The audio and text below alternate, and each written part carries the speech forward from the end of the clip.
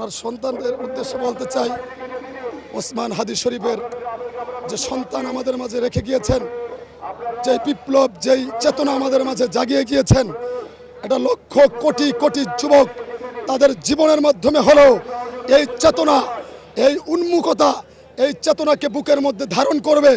যেই চেতনা বাংলাদেশের 18 কোটি জনতা, পিনাকি ভট্টাচার্য, ইলিয়াস হুসাইন এবং কনক সারোয়ারের বক্তব্যে সারা পৃথিবী তোলপাড় হয়ে যায়, যেই চেতনাকে আমরা ধারণ করি আমাদের অন্তরে, সেই চেতনায় আমরা ওসমান হাদির মধ্যে হুবহু লক্ষ্য করেছি।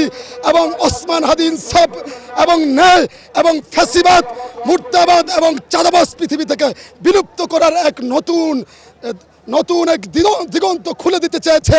এটা ইনশাল্লাহ এই দেশে বাস্তবায়ন হবে। আমি সবচেয়ে ইম্পর্টেন্ট বিষয় আপনাকে জানাতে চাই, সেটা হচ্ছে, সেই বিষয়টা হচ্ছে আল্লাহ রব্বুল ইজ্জতুল জালাল তার শাহাদাতকে কবুল করেছেন।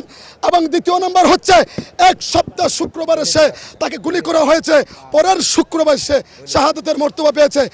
এক সপ্তাহের মধ্যে দিয়ে সারা পৃথিবীর যত মুসলমান আছে, সমস্ত মুসলমান যারা ওসমান হাদিকে চিনত না, জানতো না, সবাই চিনেছে, সবাই জেনেছে। এই বিপ্লবকে কোনোদিন চোখে দেখে নাই, তারা দেখেছে, তারা চিনতে পেরেছে যে এই জাগরণ কোত্থেকে আসলো।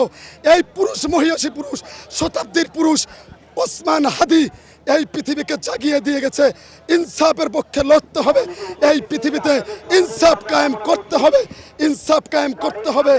আমরা সকলকে মুবারকবাদ জানাই এবং এরকম জানাজা পৃথিবীতে আমরা দেখতে পাই নাই। যেই ভাইয়ের মেসেজ আল্লাহ তাআলা সারা পৃথিবীর মধ্যে কবুল করেছে।